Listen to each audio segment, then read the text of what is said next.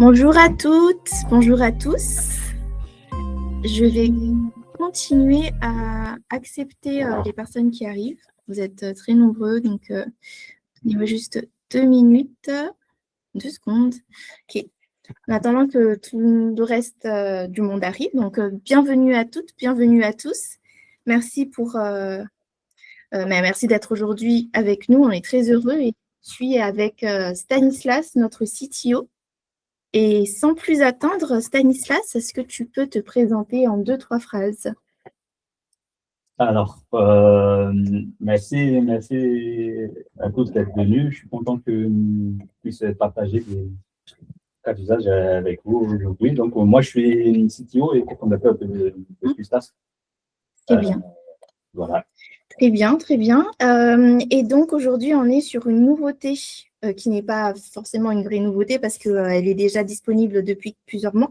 Stanislas, est-ce que tu peux nous dire un peu qu'est-ce que tu nous présentes aujourd'hui comme fonctionnalité?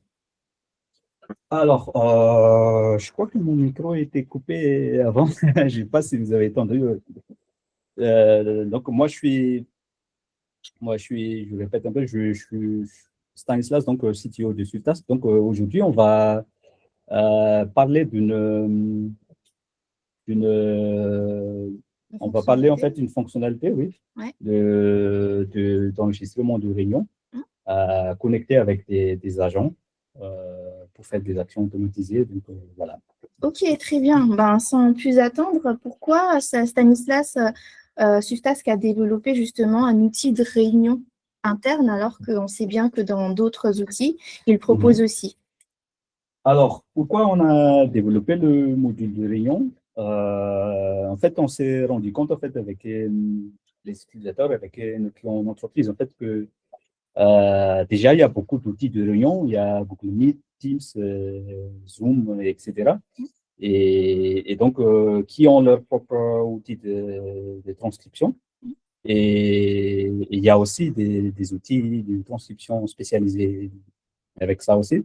Donc, on se rend compte que en entreprise, en fait, on fait des réunions avec différents outils. Donc, les transcriptions, ils peuvent être Éparpillé, éparpillées, ouais, dispersé. Ok. et dispersées. Donc, ça, c'est un premier problème. Ensuite, deuxième problème, c'est que en plus des réunions à distance, en fait, sur les outils de meeting, on fait beaucoup de réunions physiques aussi, des entretiens individuels ou dans une salle, quoi. On fait beaucoup de réunions en entreprise. Et donc, la plupart des outils à distance, en fait, n'offrent pas cette possibilité d'enregistrer des réunions physiques.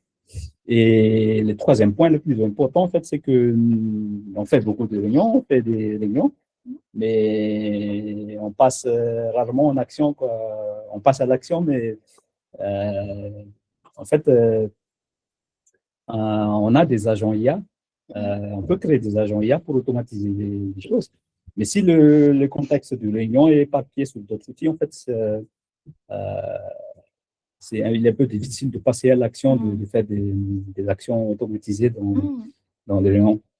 Bah, c'est Même très pour les intéressant. réunions physiques. Oui. Bah, c'est très intéressant tout ce que tu dis là, que ce soit des réunions physiques, que ce soit des recrutements, que ce soit des réunions entre collègues, entre clients.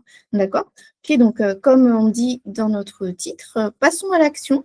Est-ce que tu peux nous partager un peu ce que tu reçois comme rendu quand tu utilises la réunion Suftask et ensuite, je poserai des questions sur comment tu le fais.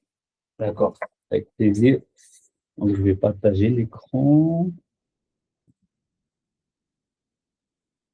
Est-ce que tu peux me confirmer si c'est bon l'écran? Oui, alors de mon côté, je vois bien. N'hésitez pas de votre côté si vous ne voyez pas. Et poser des questions en bas dans le chat où vous pouvez directement interagir avec votre micro. D'accord. Donc, déjà, pour enregistrer une réunion, on a une menu qui s'appelle Réunion, Meeting ici. Et ici, en fait, pour enregistrer les réunions, en fait, il faut télécharger l'application desktop, l'application load de Sustas à installer sur Windows ou sur Mac c'est disponible, c'est déjà disponible. Donc, en cliquant aussi, en fait, tu peux télécharger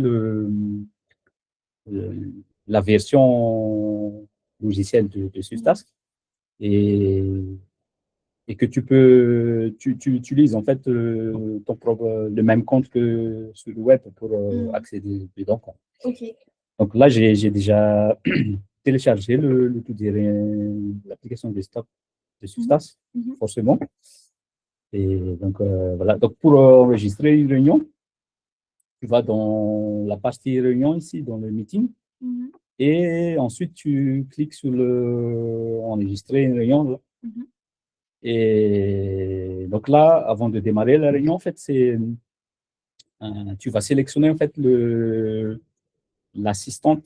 Moi, je dis l'assistante, c'est un peu, il faut considérer un peu comme ton assistante, un stagiaire ou ça peut être un secrétaire, tu vois, que tu as déjà préconfiguré ou même pas, tu peux choisir n'importe quel lien en fait ici pour t'aider à transcrire derrière. Voilà, c'est ça. Et pour passer à l'action une fois juste après la réunion, quoi. Donc là, on a, par exemple, on a Tebooz qui va être, qui est notre agent webinaire d'aujourd'hui. Oui, lui, il gèle le webinaire, comme tu vois là, il gèle la réunion webinaire, quoi. Donc là, une option intéressante aussi en entreprise, c'est que tu peux choisir en fait l'IA de transcription. Parce qu'on ne se rend pas compte, on parle beaucoup de confidentialité des données au niveau LLM, c'est-à-dire l'IA chatbot. Mais en réunion, en fait, il y a une IA qui entre en scène, en plus du LLM, c'est l'IA de transcription. C'est-à-dire l'IA qui va te permettre, en fait, de convertir l'audio en texte. Donc, chez Substack, avec Substack, tu peux choisir, en fait, au niveau de la configuration de l'espace de travail, l'IA de transcription que tu vas utiliser pour convertir l'audio en texte. Donc, au niveau confidentiel des données, en fait, tu peux choisir.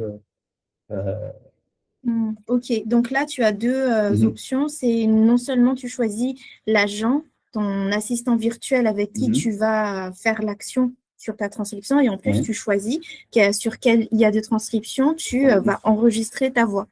Voilà, voilà. Transcrire la voix, oui. Donc là, une fois que tu as fait ça, donc ça, c'est. Tu as configuré, on peut lancer, ouais. Et tu lances l'enregistrement.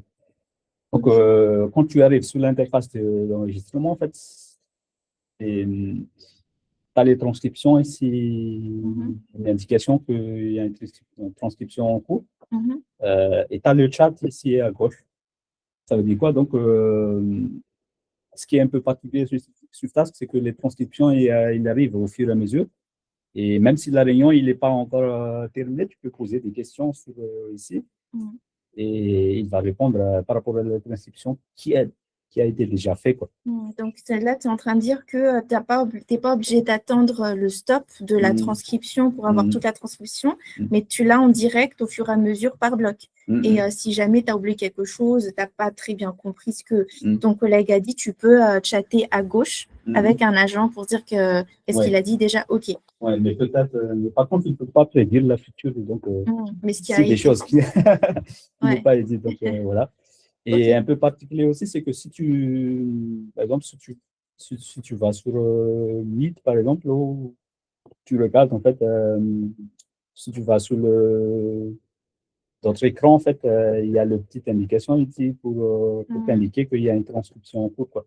Ok, pour ne pas oublier de. Tu peux aller sur plusieurs onglets, mais ton enregistrement, il peut continuer à travailler en background. Oui, c'est ça, oui. Ok. Donc voilà, je laisse là. Donc là, on a la transcription. Et à la fin de cette transcription, qu'est-ce qu'on obtient?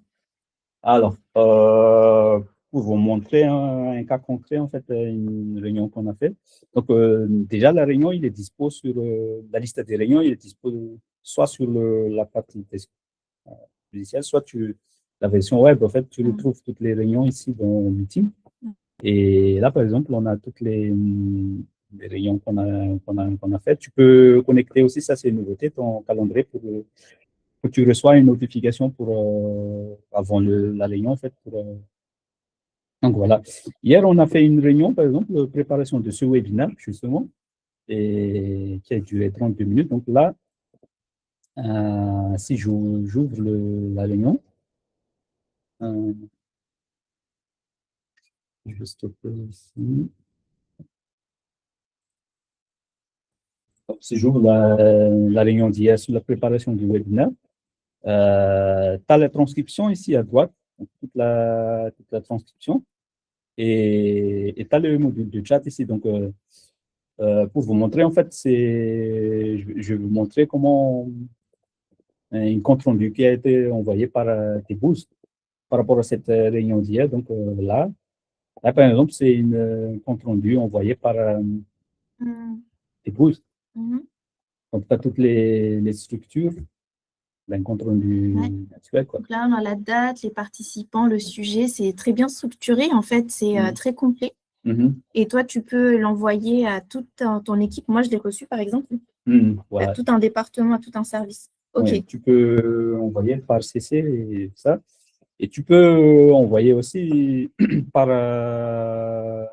canal de communication sur Teams ou Slack.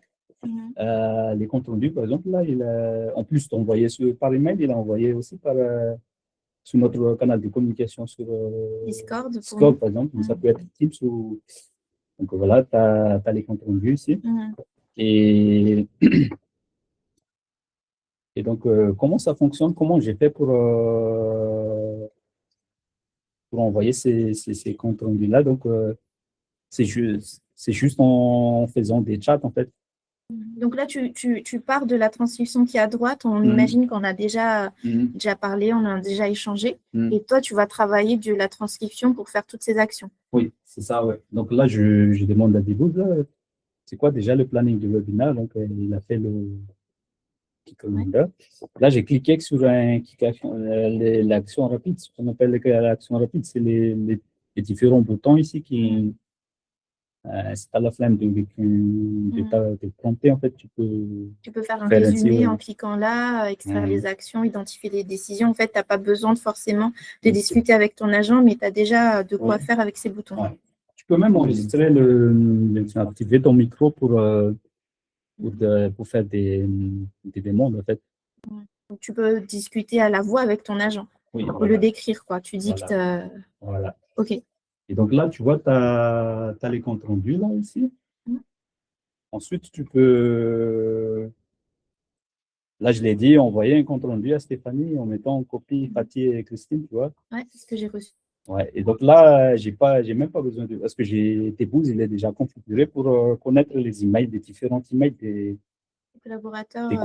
Donc, tu mets le nom et il sait.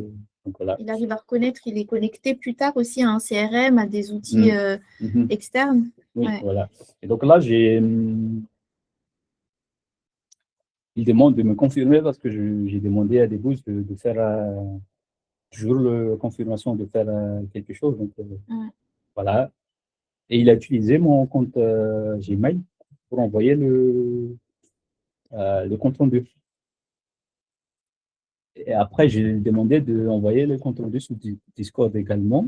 Donc là, il a fait le job. Et donc voilà. Donc là, c'est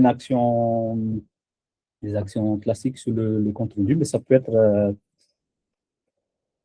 si c'est une réunion commerciale, d'enregistrer les détails sur un CRM ou le mettre directement sur Google Drive ou le Doc, les réunions. Donc, voilà.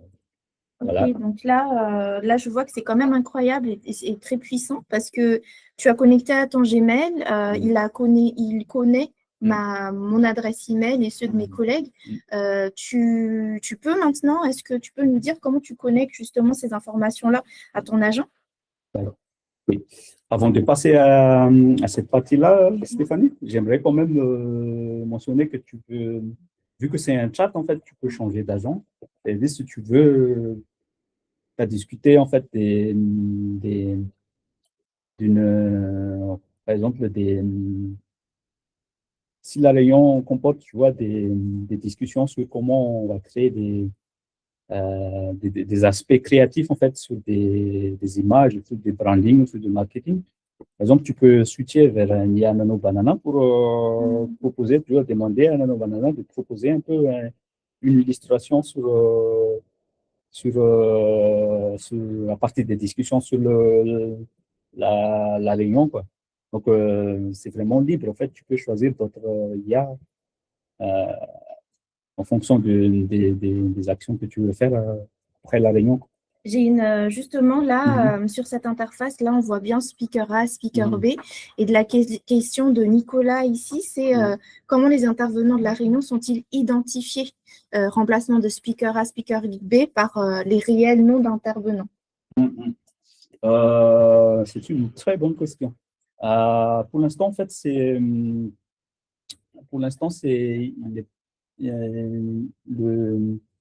les intervenants, ils sont identifiés par rapport à ce qui est dit dans la réunion. Donc, c'est l'agent, en fait, qui va faire une spéculation sur qui parle par rapport aux discussions.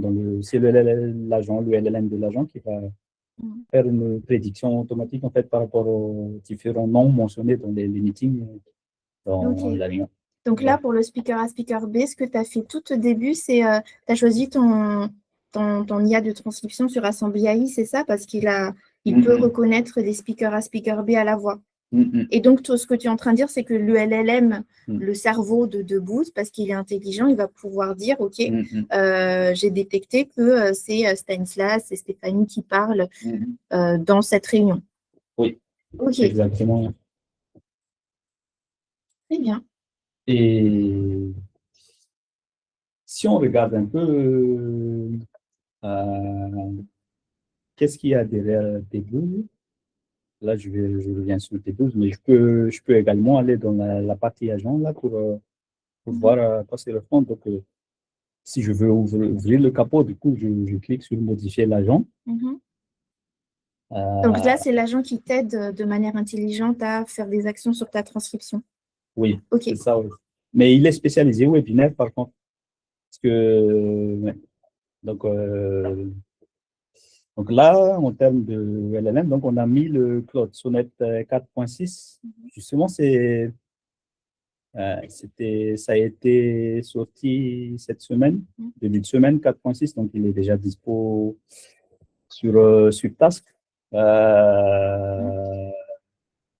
Mais en fonction de confidentialité aussi, donc tu peux choisir d'autres LLM. Par exemple, on a les Claude 4.5 et Claude IQ 4.5 qui sont dispo en Bedrock maintenant. C'est pour dire les nouveautés aussi en même temps. Donc, pour tes nouveautés confidentielles, si tu veux la puissance de Claude, mais dans la région européenne, en fait, français, tu peux basculer, quoi. Donc, en fonction du niveau de confidentialité de ton réunion, tu choisis aussi le LLM qui va avec. Donc, voilà. Et là, c'est l'interface de l'édition de l'agent, là où tu choisis le cerveau, c'est ça? Oui, c'est ça. OK. Et ensuite, dans l'instruction, c'est assez simple. Donc, moi, dans les bonnes pratiques que je dis souvent aux clients, à l'équipe, en fait, c'est que en fait, l'instruction, ça doit être ce qu'il y a dans la tête déjà, avant de générer en fait des prompts quelconques. En fait, il faut que tu comprennes toi la mission. Oui, c'est ça. Parce qu'un agent, en fait, c'est comme un assistant, un stagiaire ou un collègue. Donc, en fait, il faut que toi, en fait, il soit clair que pourquoi tu as besoin d'un collègue, en fait, c'est pour faire quoi. Et donc, c'est d'écrire un peu, en fait, ce qu'il veut faire et c'est quoi son scope, c'est-à-dire il va faire quoi. Par exemple, le Débouze, là, il fait que du webinaire. Donc, il fait que ça, quoi. Ouais. Et donc, justement, toi qui dis qu'il doit avoir une mission, il fait que ça, que du webinaire. Et donc, toi, tu dirais que plus c'est simplifié et concis dans l'instruction et moins ça consommerait du crédit. Et ce qui se ferait la transition dans la question de Marion ici, c'est que pour une réunion de 30 minutes environ, ton agent de boost, tel qu'il est configuré aujourd'hui avec du Claude 4.6, coûterait combien pour une trentaine de minutes? Alors, le coût d'une réunion dépend de paramètres. En fait. D'ailleurs, on peut regarder ici ça, c'est les réunions webinaires. Ça, c'est la réunion du webinaire d'hier. Donc, toutes les actions que j'ai fait là, les chats que j'ai fait là, ça a coûté Claude 4.6 Sonet qui est un peu une Ferrari. Ça m'a coûté 180K. Mais donc, en fonction du LLM que tu choisis, en fait, tu peux. C'est pas beaucoup, 184. Ouais. Mais là, il faut voir en fait en termes de temps, en fait, que tu as gagné combien de temps en fait, avec 188 crédits. Et le deuxième coût qui peut avoir aussi, c'est quand tu démarres une réunion, en fait, c'est que là, si je reviens sur l'écran de réunion et que je démarre la réunion ici, tu as l'indication ici, en fait, la transcription, en fait, ça va te coûter 900 crédits par minute. C'est pas beaucoup, quoi. Ouais, c'est pas beaucoup. Donc, mais là, tu peux configurer d'autres IA. Là, on va mettre à disposition des IA de transcription plus puissants. Et là, tu es dans la configuration de ton espace de travail, là où tu peux… Oui, exactement. Okay. Donc là, tu peux choisir d'autres IA, en fait, de transcription, quoi. Et toi, aujourd'hui, tu as choisi de l'Assembly AI? Oui. Ouais. Donc, je ne sais pas si ça répond à la question. Je pense que ça a répondu à la question. Je vois Marion hocher de la tête. Très bien. Merci Stanislas pour ça. Et donc, on était sur l'instruction justement de l'agent. Ouais. Donc voilà, dans les règles, donc vu que ça va faire des actions. Par exemple, là, il va envoyer des emails à mon nom. Donc, je lui ai toujours dit de confirmer avant de faire quoi que ce soit, quoi, d'utiliser des outils. Et voilà, donc je lui montrais aussi où est situé en fait les canaux de notification de notre outil de communication. Donc voilà, j'ai mis les contacts internes ici, mais tu peux mettre aussi en fait dans les bases de connaissances les contacts. Donc voilà. En termes de compétences, donc j'ai mis les compétences standards, c'est les codes Python interpréteur là, ça lui permet en fait de. Je vais vous expliquer plus tard pourquoi on a besoin de ça. Mais en plus de ça, j'ai attaché aussi les chartes graphiques de Substack. Donc ça, c'est une compétence.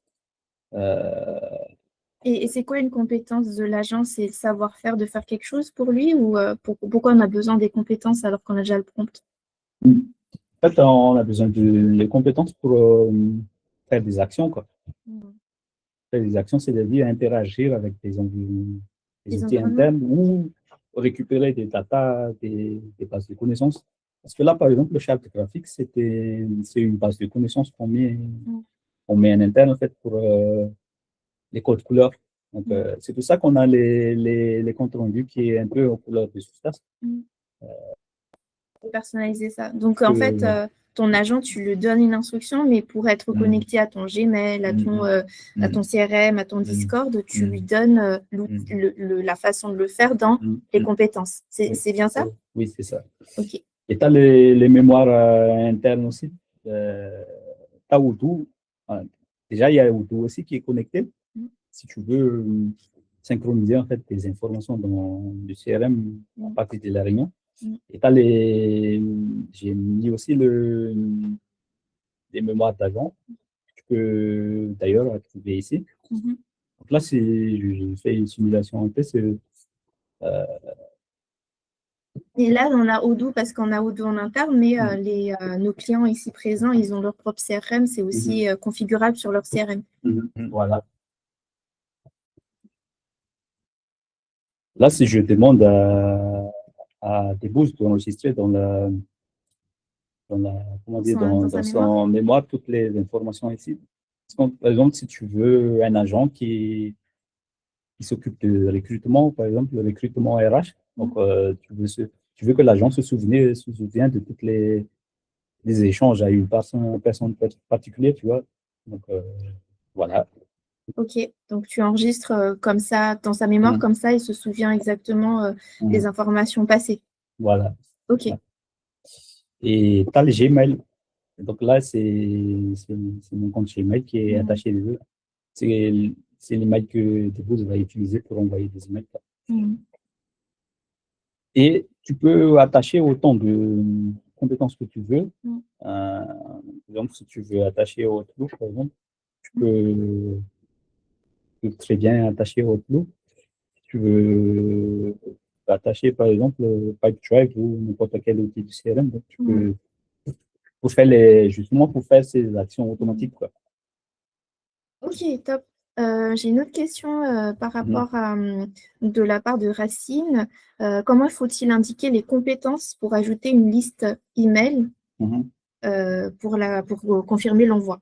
Donc, si je reformule un peu, Racine, si j'ai compris ta question, c'est comment confirmer à l'agent que tu dois envoyer, tu sais envoyer un email et comment le mettre dans la compétence. C'est bien ça. Ok. La Donc, question, c'est... ouais. je pense que, donc, Racine, tu veux envoyer un email à moi, à tes collègues, et que donc là, tu demandes la façon dont on le fait dans les compétences que Stanislas vient de montrer. Donc, normalement, tu vas dans les compétences. Oui. En fait, il y a deux façons de mettre en fait comment dire, la liste des emails sur lesquels tu veux envoyer soit tu mets dans l'instruction, si c'est pas long, tu peux mettre directement dans l'instruction dans le prompt, mais tu peux également en fait le mettre par exemple, si tu fais dans Knowledge Base et que tu fais, soit tu l'attaches directement ici, en fait, l'email, ici, create document, et tu mets ici contact, voilà, contact interne, et tu mets la liste des, comment dire, la liste des emails ici, quoi. Par exemple, si tu veux dire contact collègue,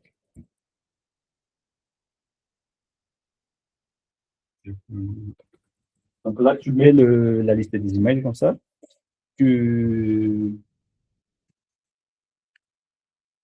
Exemple. Donc là, tu sauvegardes. Et là, en fait, la liste des contacts internes, il va être rattaché aux bases de connaissances de l'agent. Donc voilà, ça c'est une manière de le faire. Mais moi, ce que je préconise, si ce n'est pas des centaines d'emails, en fait, il vaut mieux le mettre dans l'instruction. Mais si c'est une liste de contacts que tu veux partager avec d'autres agents, tu peux mettre en base de connaissances, on simplement créer un document dans Swift-Task. Voilà. Top. Est-ce que dans le chat, on a pu répondre à Racine et Cyril avec les réponses que j'ai envoyées?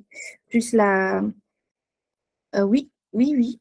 Où peut-on personnaliser les connaissances, Stanislas? Parce que là, dans les compétences, tu as pu avoir une base de connaissances très particulière qui est la charte graphique, par exemple. Donc, comment tu as pu rajouter cette compétence charte de graphique dans compétences? Alors, les chartes graphiques, en fait, c'est une comment dire, le groupe de connaissances. C'est-à-dire que, comment dire, tu peux le mettre, en fait, en allant dans la base des connaissances. Et en bas, là, il y a un groupe de connaissances.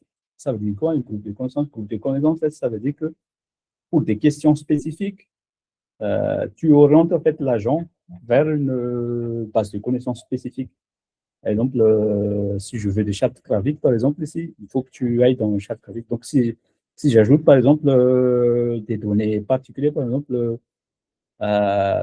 page, liste, liste des emails de mes collègues. Attends, liste, liste de contacts, je veux dire. Ok.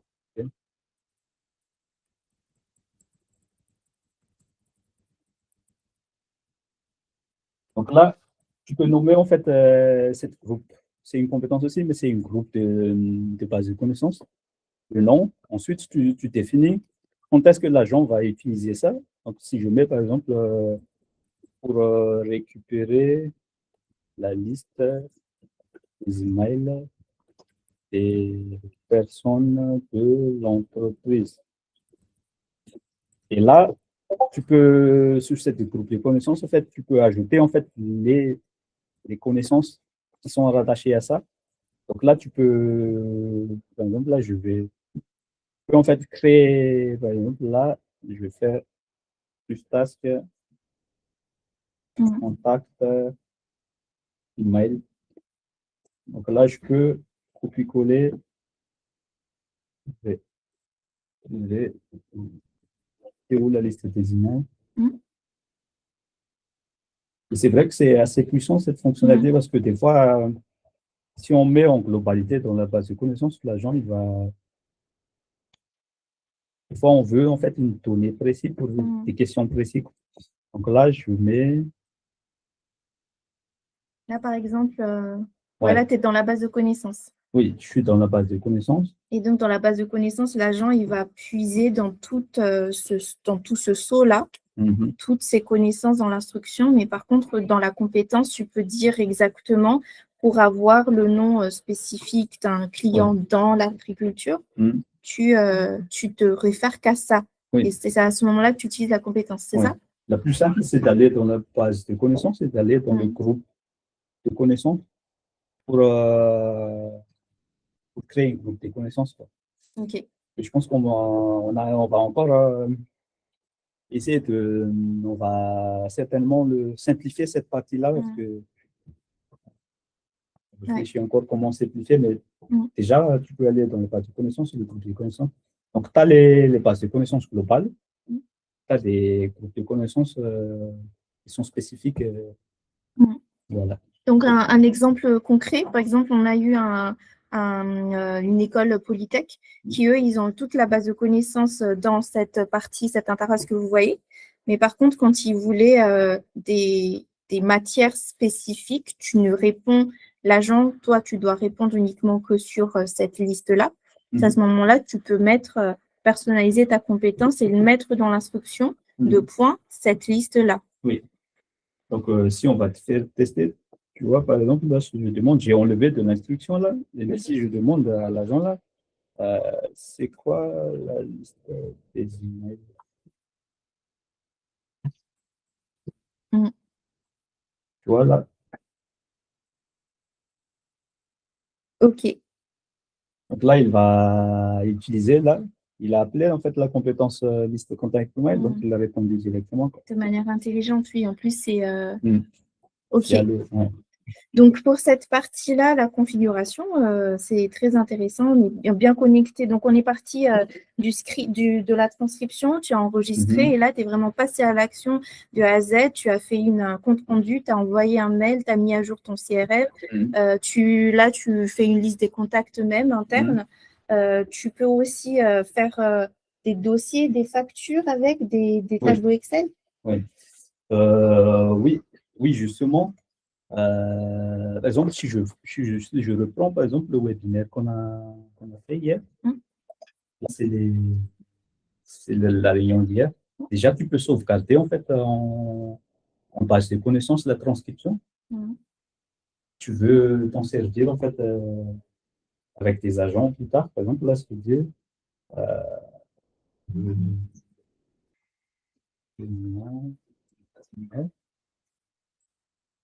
tu as le bouton, je suis allé très vite, mais tu as le bouton enregistrer en fait dans la base de connaissances ici sur la transcription.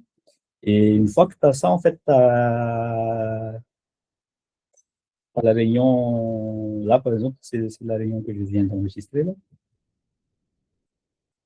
Tu as une base de connaissances ici et tu peux utiliser, par exemple, là, je peux créer un slide, par exemple. soit via l'agent, mais je vais passer sur l'artefact.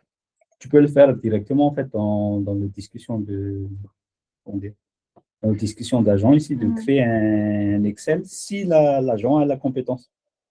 Donc là, si on le fait, ton agent de Booz, il a cette compétence-là ici pour pour le chatter directement. On va essayer.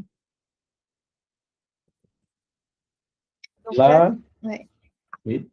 Donc là, tu pars là, tu continues justement dans le cas d'usage pour passer à l'action de OK, tu as le compte rendu et maintenant tu vas créer tu vas créer d'autres documents Excel, PDF, Word. Donc là, je vais attacher les compétences PDF et Excel. Je viens de l'attacher sur la compétence là. Et si je veux qu'elle mette un document PDF, par exemple, je veux dire,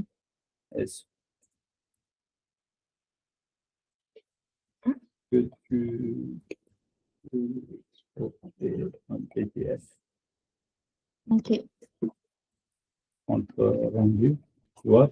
Donc là, tu peux, une fois que j'ai attaché en fait la compétence, il peut faire quoi. Ce qui est intéressant aussi, ce que tu as mentionné plus tôt, c'est les types de réunions que tu peux faire avec, que ce soit du recrutement, que ce soit des réunions, que ce soit des réunions techniques, financières, commerciaux.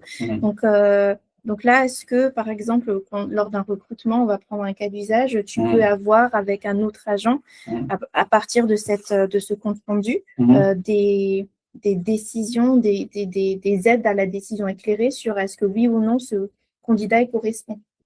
Oui, c'est ça, ouais. Déjà, oui, c'est ça. En fait, tu peux créer un agent qui est spécialisé en RH. Donc, tu peux mettre, en fait, dans l'instruction, en fait, les différents critères que tu veux, les différents critères que tu veux utiliser pour qualifier un candidat. Et donc, tu peux poser des questions pendant la réunion, en fait. Une fois que la réunion est faite, qu'est-ce que tu en penses de ça? Et tu peux mettre aussi en attachement, fait ici le CV. Enfin, en plus de la réunion, tu peux envoyer avec l'agent en fait, les CV. Et donc voilà quoi.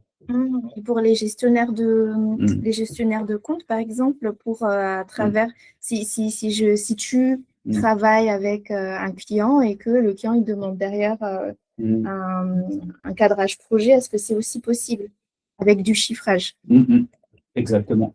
En fait, là, tu vas avoir un autre assistant d'agent, tu vois, chef de cadrage de projet, et sur lequel tu vas mettre toutes les bases de connaissances sur les règles métiers de l'entreprise, et qui va te faire un cadrage par rapport à ton besoin. Donc, c'est vraiment personnalisable. Ok, très intéressant. N'hésitez pas à continuer à poser vos questions. Alors là, j'ai une question de Ben. Les compétences ajoutées à un agent a posteriori peuvent-elles revenir sur des événements antécédents à son ajout? Donc, si je reformule la question de Ben, c'est que on a l'agent qui a déjà travaillé sur un compte rendu et que ensuite on configure l'agent pour rajouter la compétence. Est-ce qu'il a accès à… Oui. Très bonne question. Oui, c'est ça c'est justement la puissance personnalisée d'une réunion avec l'agent, c'est que tu peux, là par exemple, là je viens d'ajouter en fait l'export PDF, la compétence PDF, mais avant il n'avait pas ça, donc je l'ai ajouté. Après j'ai pu reprendre en fait la discussion ici pour qu'il fasse, et il a tenu en compte en fait la réunion, il est déjà dans son mémoire. Donc, il peut refaire des actions à partir des réunions existantes, quoi. Ok. Est-ce qu'on a bien répondu à la question, Ben? Ok, super. J'ai une autre question de Nicolas. L'administration et le paramétrage des agents demandant une certaine expertise et du temps, dans votre vision, c'est plutôt pour un administrateur ou pour tout utilisateur lambda? C'est la question qu'on nous pose très souvent. Stan, quelle est la réponse? Je vais m'enfuir. Non, en fait, nous, on a l'agent, il est conçu dans le Vision, en fait, c'est conçu pour être vraiment simple. Donc, au fur et à mesure, on va simplifier, en fait, la création d'agents. Mais, mais je pense que dans euh, la configuration d'un agent, en fait, c'est une autre. Je pense que euh, c'est plutôt. Je pense que c'est plutôt l'idéal, en fait, c'est un métier euh, qui va dicter, en fait, qui devrait, en fait, par exemple, l'instruction, parce que si tu veux recruter, par exemple, un assistant RH, ça doit être l'RH, en fait, qui va définir les fiches du métier de cette RH-là, parce que recruter des boosts, par exemple, pour faire le webinaire, c'est comme si tu veux lui donner des instructions, en fait, faut que tu aies un peu la connaissance du métier, comment ça se passe un webinaire, quoi. Et, mais en fonction du cas d'usage, si le cas d'usage est un peu complexe, ça nécessite, il y a toujours des aspects techniques qu'une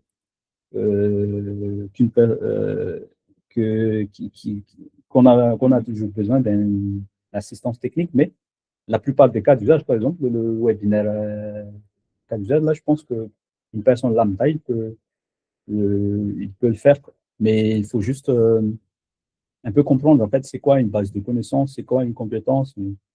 Et cette réflexion de compréhension, en fait, c'est que, par exemple, les compétences, c'est comme un outil que tu donnes à un stagiaire. Par exemple, tu recrutes un stagiaire, un agent stagiaire, donc tu lui donnes en fait les instructions, c'est les fiches de poste, les fiches de mission, et tu donnes l'outil sur lequel il va travailler. Donc l'outil sur lequel il va travailler, c'est la compétence, l'instruction, c'est les fiches de métier, la page de connaissances, c'est toutes les règles, les métiers, les process de l'entreprise.